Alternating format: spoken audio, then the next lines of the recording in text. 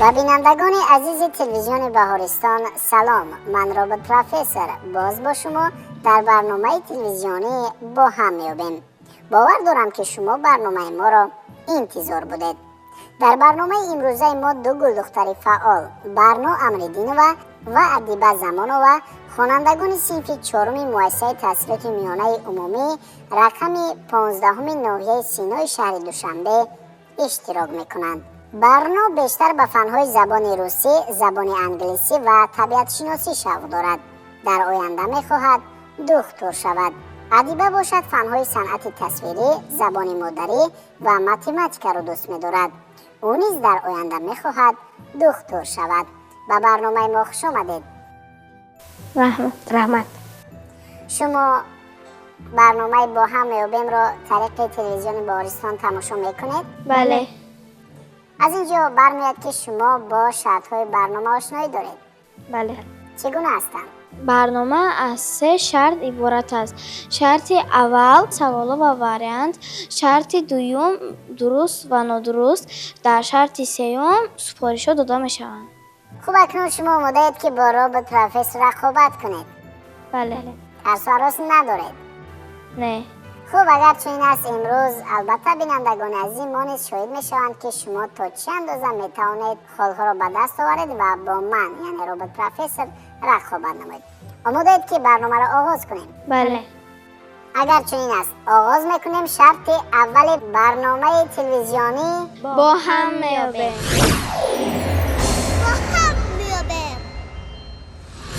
سوال اول را پیشنهاد میکنم با دقت باشید. در کدام عضو بدن انسان آب بیشتر است؟ واریانت ا در استخوان‌ها، واریانت ب در شش و دل، واریانت و در مغز سر. مشورت میکنیم؟ در شش و دل.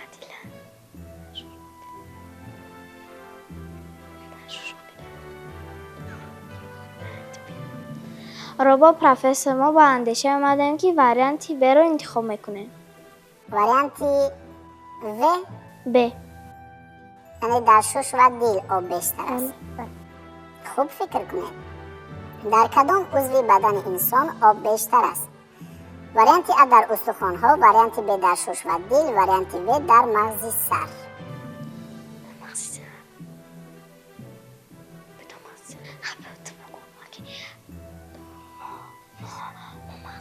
رابا پروفسور ما پاسخ خود را عوض میکنیم و فکر ما این مغز سر است. یعنی واریانت و. بله.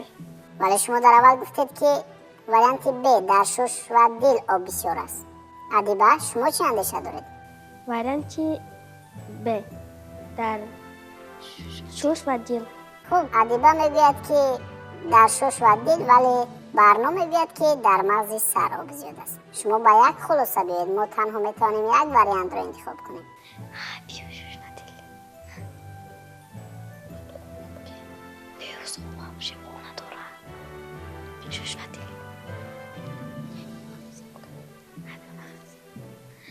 را پروفسور ما مغز سر رو انتخاب میکنیم. ادیبه راضی شد؟ بله. مغز سر یعنی واریانت و. بله. شما تخمین میکنید این را؟ بله. اگر پاسخ شما نادرست باشد چی؟ ما رو افتاده نمیشه. یعنی عوض کردید پاسخ خود را. شما در انجام انتخاب کردید واریانت و. بله. در مغز سر آب زیاد است. خوب، با چند خود واگذاری میکنید این پاسخ خود را؟ بده. اگر چنین است بیاید توجه میکنیم به شرح این سوال.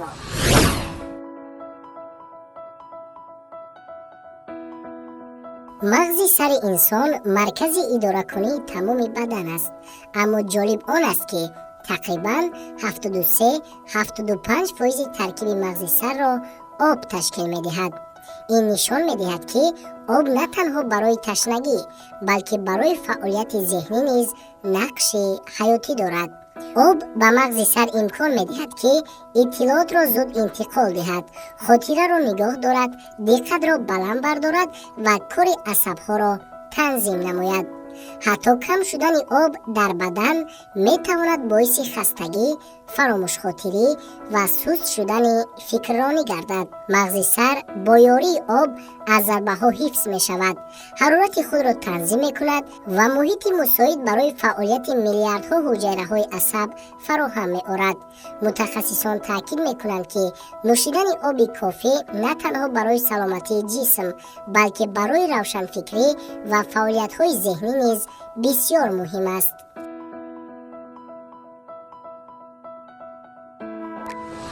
آفرین به شما، پاسخ کاملا درست است.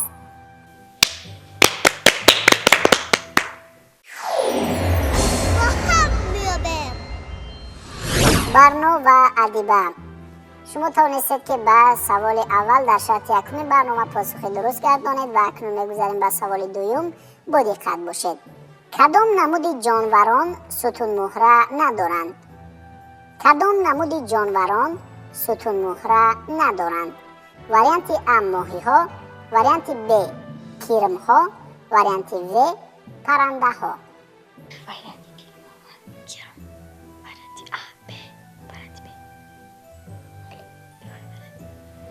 رو پروفسور ما وریانت ب رو انتخاب میکنیم. یعنی؟ کرم‌ها. یعنی به اندیشه شما کرم‌ها ستون مهره ندارند؟ بله. شاید ماهی‌ها باشد. نه. پرنده‌ها چی؟ نه. سوال ما چنین بود: کدام نمود جانوران ستون مهره ندارند؟ وریانت ا ماهی‌ها، وریانت ب کرم‌ها، وریانت و پرنده‌ها.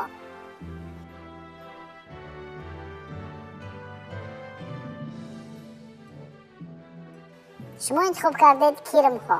بله. عوض نمی‌کنید پاسخ نه. خود را. باور دارید شما؟ بله. شما کرم‌ها رو در طبیعت دیدید؟ بله. در کجا؟ من در باغ بابا و بیبیم دیدم. من در زمین دیدم. چگونه حرکت میکنند؟ کرم‌ها خزیده حرکت میکنند. آنها مهره ندارند. خوب، شما با باوری پاسخ میگویید. بله. بعد چند خال واگذاری میکنید؟ بده. باز هم بده. بله. اگر نادرست باشد چی؟ ما رو افتاده نمیشه. خوب، اگر چون است من وقت رو به روزانه میکشم، بیاید توجه میکنیم به شرح این سوال.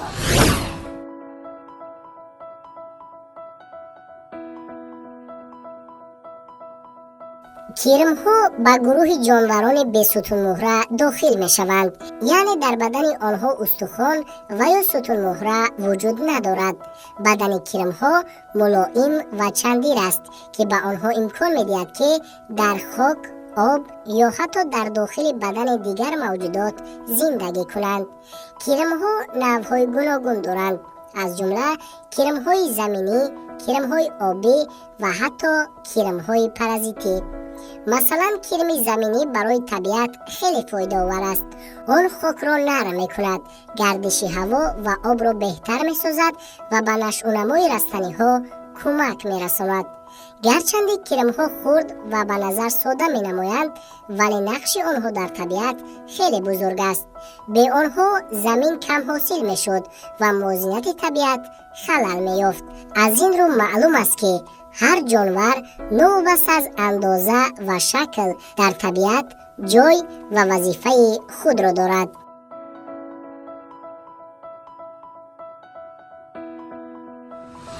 پاسخ نوبتی نیز کاملا درست است. احسن به شما.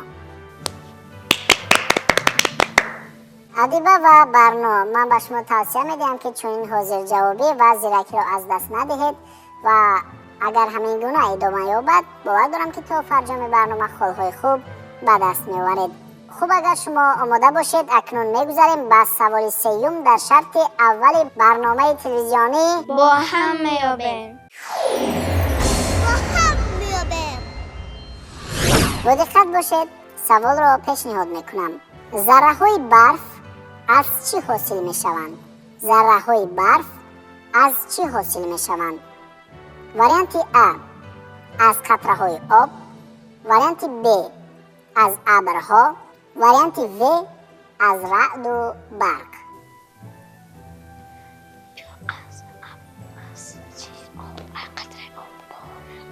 رو پروفسور ما وریانت ا را انتخاب میکنه.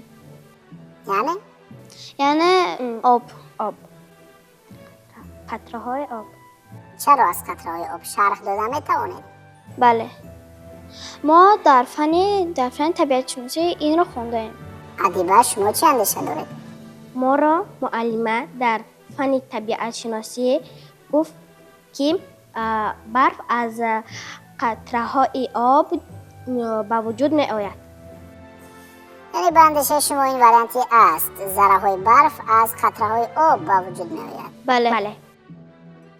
باور دارید؟ بله. خب به این پاسخ خود چند خال میگذارید؟ 10. به 10. باز هم 10. بله. بله. اگر چنین است باز هم به توجه میکنیم به شرح این سوال.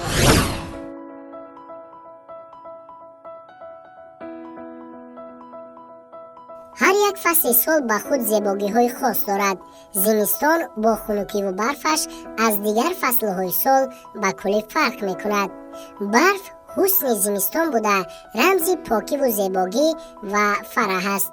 باریدن برف زیاد سبب ذخیره آب در کوهها گردیده تابستان در نتیجه آب شدن دریاها پرآب و مردم و زمین‌های کشت را با آب تأمین می‌نماید.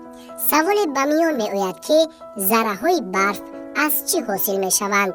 برف نیز به مانند باران و ژاله یکی از نمودهای بارشات اتمسفری بوده از شماره زیادی کریستال‌های آب ترکیب یافته است. برف از شماره بی‌نهایت زیاد بلورچه‌های خرد آب ترکیب یافته در نتیجه پست شدن حرارت هوا تا به 0 درجه سلسیوس کریستالچه‌های برف حاصل می‌شوند. شکل بلورچه‌های برف از حرارت هوا وابسته می‌باشد و عالمان 14 نمود کریستال‌های آن را در طبیعت معین نمودند که آنها اندازه‌های گوناگون را صاحبند.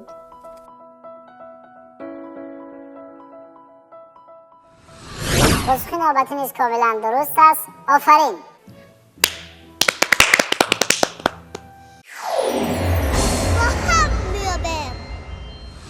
اکنون ما میگذاریم به سوال آخران یعنی سوال 4 در شرط اول برنامه و باور دارم که شما کوشش میکنید که به این سوال نیز پاسخ درست گردانید و بینندگان نیز عین حال فکر میکنم احساس کرده ایستادند که اشتراکچیان نوبتی برنامه ما خیلی فعال هستند و کوشش میکنند که به هر یک سوال پاسخ درست گردانند. سوال را پیشنهاد میکنم با دقت باشید. چی را استروید میگویند؟ چی را استروید میگویند؟ وریانت ا آفتاب و سیاره ها را، وریانت ب جرم های کیهانی را، وریانت و کوه های یخین را.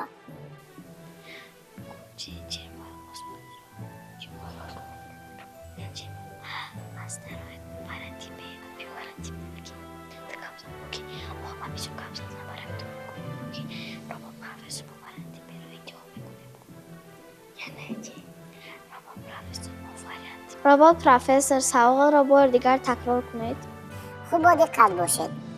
چی را استروید میگویند؟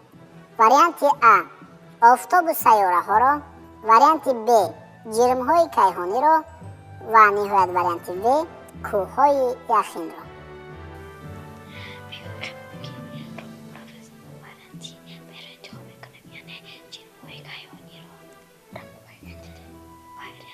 رابط پروفسور ما وریانت ب را انتخاب میکنم یعنی جرم های کیهانی.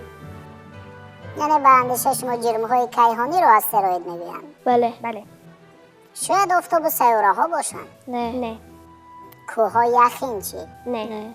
خوب خلاصه شما چی را استروید میگویند؟ جرم های کیهانی را استروید مینامند. جرم های کیهانی را. بله. باور دارید شما؟ بله. دیدید شما جرم های کیهانی را؟ بله. در کجا؟ معلممون در فن طبیعت شناسی رسمی آن را به ما نشان داده است. در تلویزیون چی؟ در تلویزیون نیز دیدیم. پاسخ را عوض نمیکنید؟ نه. بعد چند خال به این پاسخ خود باگذاری میکنید؟ به 10. باز هم به 10. بله.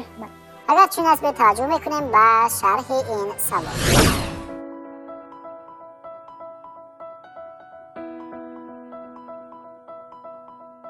дар системаи офтобӣ ба ғайр аз сайёра ва радифҳои онҳо боз ҷирмҳои кайҳонии хурду бузурге мавҷуданд ки онҳоро астероид меноманд. истилоҳи астероидро дар илм бори аввал ситорашиноси англис Гершел ворид кардааст. то имрӯз астероидҳои зиёде аз ҷониби олимон кашф шудааст ки бештари онҳо мисли харсангҳои азим мебошанд.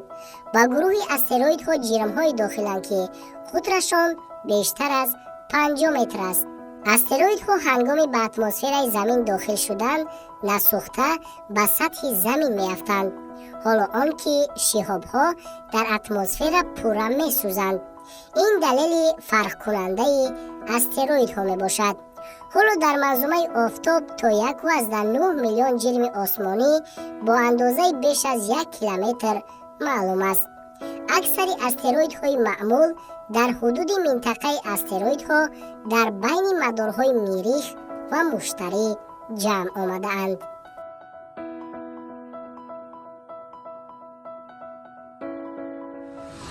посухи додаи шумо комилан дуруст аст. аҳсан ба шумо.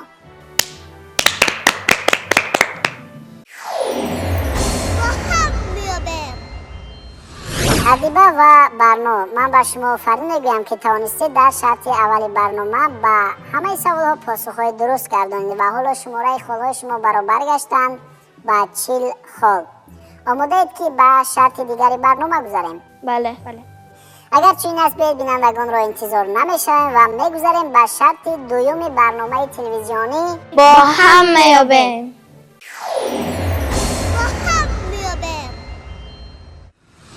агар шумо пайваста ба орисонро тамошо карда бошед, фикр мекунам бо шартҳои барномаи мо ошноӣ доред. ҳоло далели аввалро барои шарти дуюми барнома пешниҳод мекунам, бо диққат бошед. дар фасли зимистон рӯзҳо дарозтар мешаванд. дар фасли зимистон рӯзҳо дарозтар мешаванд. ин далел дуруст аст ё нодуруст?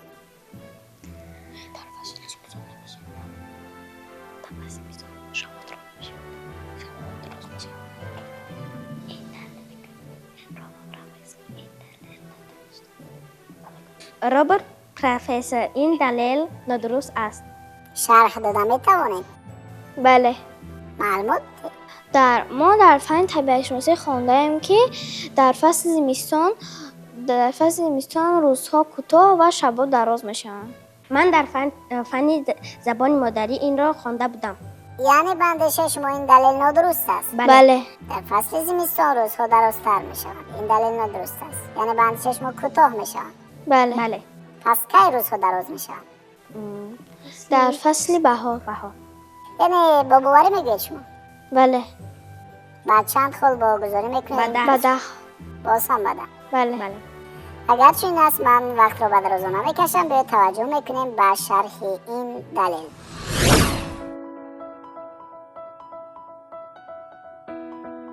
ин далел нодуруст аст. дар фасли зимистон рӯзҳо кӯтоҳ ва дар тобистон дароз мешаванд. замин доимо дар атрофи офтоб давр мезанад, аммо меҳвари гардиши он сабаб мешавад ки дар фаслҳои гуногун миқдори нури офтоб ба рӯи замин дигаргун гардад. барои мисол, дар минтақаи мо дар фасли зимистон офтоб дертар тулӯъ мекунад ва зудтар ба ғуруб меравад. аз ҳамин сабаб рӯзҳо кӯтоҳ ва шабҳо дароз мешаванд.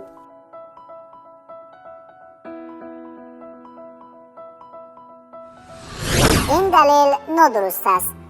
посухи шумо комилан дуруст мебошад.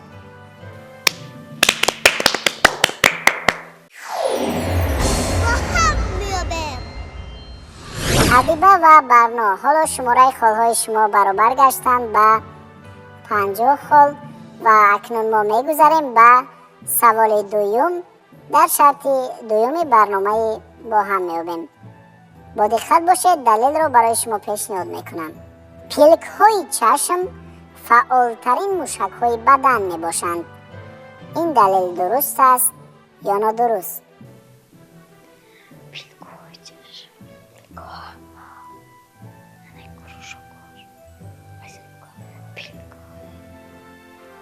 ربا پروفسور سوال را بار دیگر تکرار کنید. با دقت باشید، من دلیل را پیشنهاد میکنم.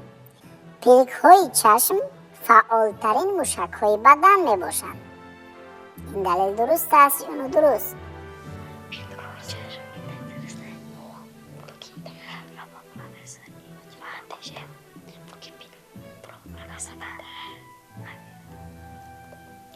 ربا پروفسور ما به اندیشه آمدیم که این دلیل درست است. یعنی به اندیشه شما پلک های چشم فعالترین موشک های بدن هستند؟ بله. شاید دستا باشد، نه. شاید چشمان باشد خودشون، نه. شاید زبان باشد از همه موشکی سر حرکتی بدن. نه. یعنی به اندیشه شما پلک های چشم فعالترین موشک های بدن هستند. بله. این دلیل درست است، ولی من میگم که این دلیل نادرست است. خب بچه‌ها خود واگذاری میکنید. بده. اگر نادرست باشد چی؟ ما رو افتاده نمیشویم. اگر چون است به توجه میکنیم به شرح این دلیل.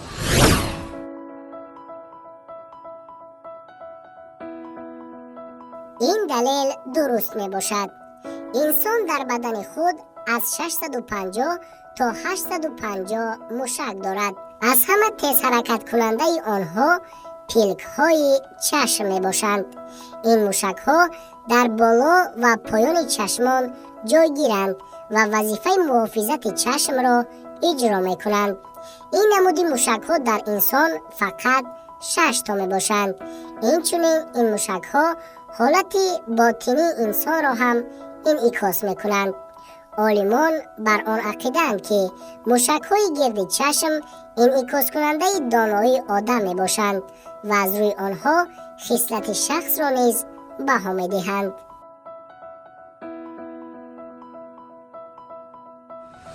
پاسخ درست است. آفرین به شما.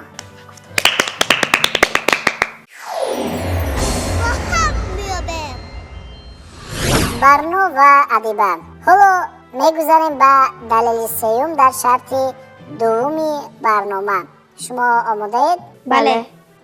خب اگر چنین است من دلیل نوبتی را پیشنهاد میکنم و با دقت باشید. در تمام روی زمین آب در شکل مایع وجود دارد. در تمام روی زمین آب در شکل مایع وجود دارد. این دلیل درست است یا نادرست؟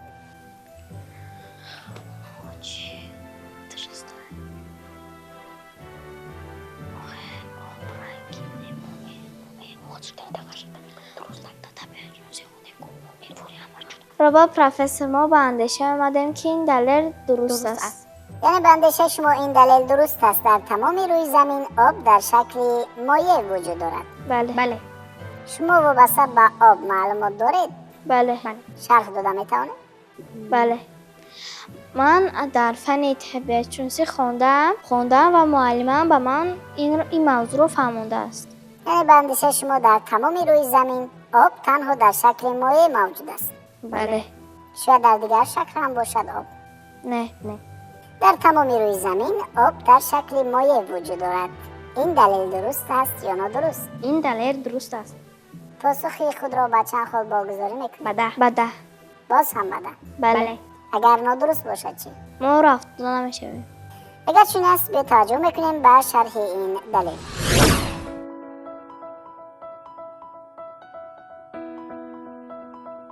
این دلیل نادرست است. در بعضی منطقه های زمین به مثل صحراهای گرم تروپیکی آب بیشتر در شکل خشک و نمک های آب شونده وجود دارد. در قطب های شمال و جنوب آب اساساً در شکل یخ و برف موجود می باشد. در بحرهای داخلی و کلهای شور آب می تواند در بعضی منطقه ها وابسته به فصل های سال یخ بسته باشد. در منطقه های جنوبی انتارکتیدا آب قریب پره در شکل یخ و برف نگاه داشته می شود. موجودیت آب مایع در سطح زمین به حرارت و اقلیم وابستگی دارد. در کشور ما نیز ذخیره‌های بزرگ آبی در شکل پیریخ موجود می باشند که آنها اساساً در کوه و دامنه‌کوه‌ها جایگیر شدند.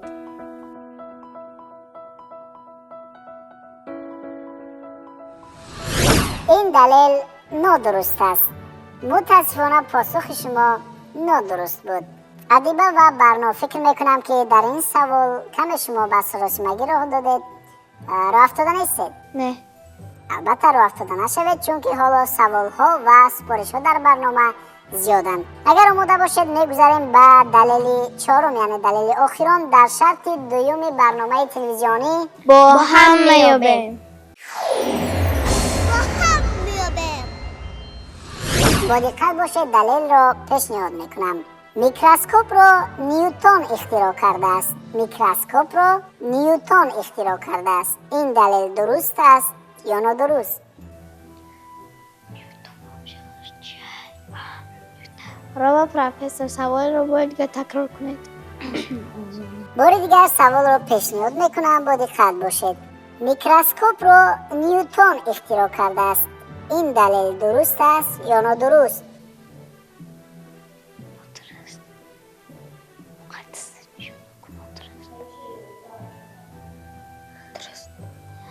رابا پروفسور ما با اندیشه آمدیم که این دلیل نادرست است.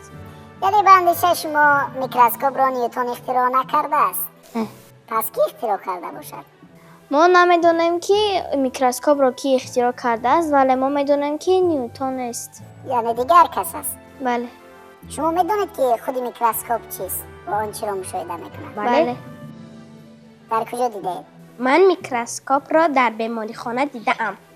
یعنی به اندیشه شما این دلیل نادرست است. میکروسکوپ را نیوتن اختراع نکرده است. بله. پاسخ شما را قبول کنیم؟ بله. اگر نادرست باشد چی؟ ما رو افسوده نمیشه. خوب، به چند خود واگذاری میکنید؟ بده. باز هم بده. بله. اگر چی این است به توجه میکنیم به شرح این دلیل.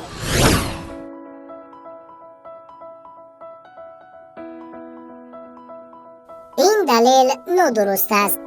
میکروسکوپ اسباب پربین شکلی است که عکس اشیا را صدها و حتی هزارها مراتب کلان نشان میدهد. کشف و تکمیل اولین میکروسکوپ در عصر 17 به وقوع آمده است. اختراعکار میکروسکوپی که اشیا را تقریبا 270 مراتب کلان نشان میداد عالم هلندی آنتون وان لیونگوک بود. آنتون وان لیونگوک میکروسکوپ عادی را با یک لنز ساخته است تا خون، حشرات و دیگر اشیاهای ناچیز را تفتیش کند. وی اولین شخصی است که باکتریاها را توصیف کرده است.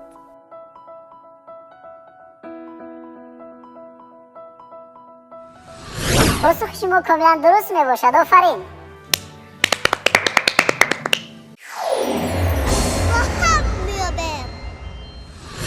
برنا و ادیبه، حالا شما صاحب 70 خال می باشید و در پیش ما را یک شرط دیگر انتظار است و باور دارم که اگر زیرکی و چلاکی را از دست ندهید می توانید در شرط آخران برنامه نیز خالهای خوب را به دست آورید.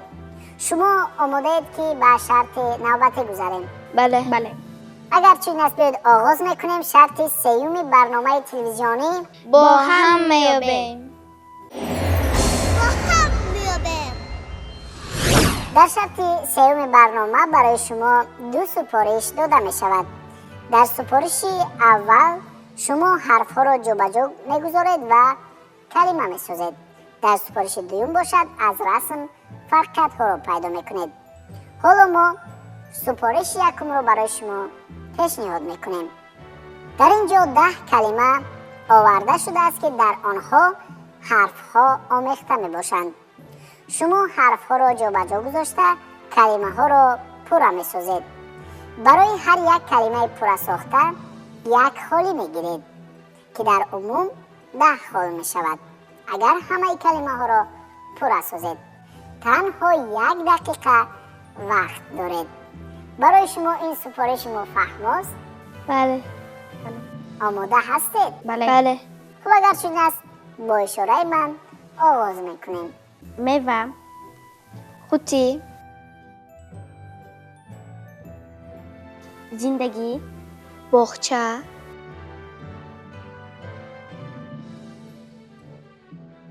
4 کلمه رو پوره ساختید. کلمه پنجم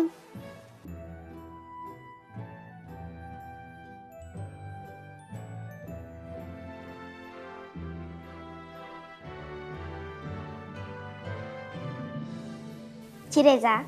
بله تیرزا. گلدان. گلدان. بله. جهاری.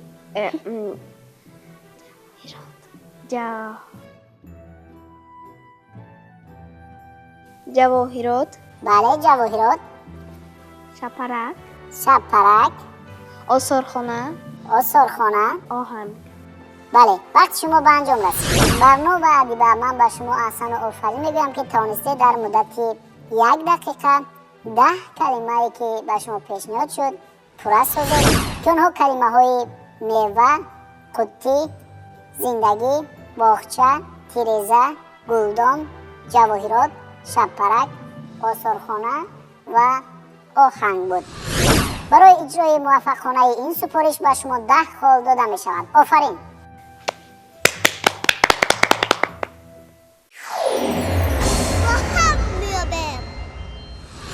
برنو و ادیبه حالا شماره خالهای شما برابر گشتند به 80 خال و سپارش آخران در برنامه باقی مانده است. آن هم فکر میکنم برای شما پسند میاد از رسم فرکت ها را یافتن. حالا برای شما ما یک رسم را پیشنهاد میکنیم در 2 قسمت که در آن فرکت ها وجود دارد.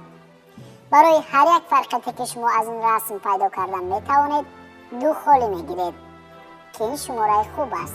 اگر همه فرکت را پیدا نمایید باور دارم که در این سپارش خالهای خوب را به دست میآورید. تنها 1 دقیقه فرصت دارید. سپارش برای شما فهم است؟ بله. خوب اگر چنین است به اجرای این شب آغاز میکنیم. در رسم یکم با ابر دیگر خیل هست، در رسم دوم دیگر خیل. در رسم یکم گل 2 تا برگ داره، در رسم دوم 4 تا. در رسم یکم الف دیگر خیل است، در رسم دوم دیگر خیل. در رسم یکم خونچه بامش کمتر است، در رسم دوم بلندتر. در رسم یکم کوه 2 تا است، در رسم دوم 1 تا کوه.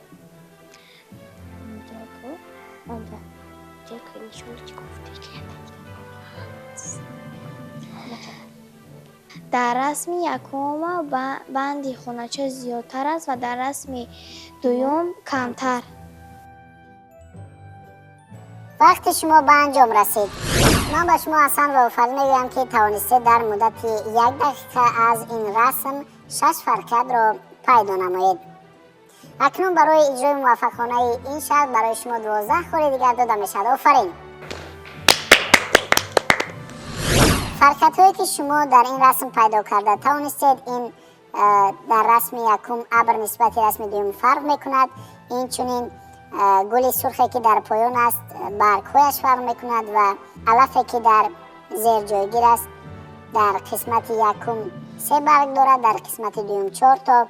فرکت چهارمی که شما پیدا کرده توانستید این بامی خونچه می باشد و فرکت بعدی که شما آن را کوهپاره گفتید در نزد درخت ارچه در رسم یکم 2 تا، در رسم دوم باشد 1 تا است. و آخران فرکتی که برنو آن را پیدا کرد این خطی خونچه تاکید کرده، یعنی دیوار خونچه که در رسم یکم نسبت رسم دوم فرق کننده است. احسن به شما.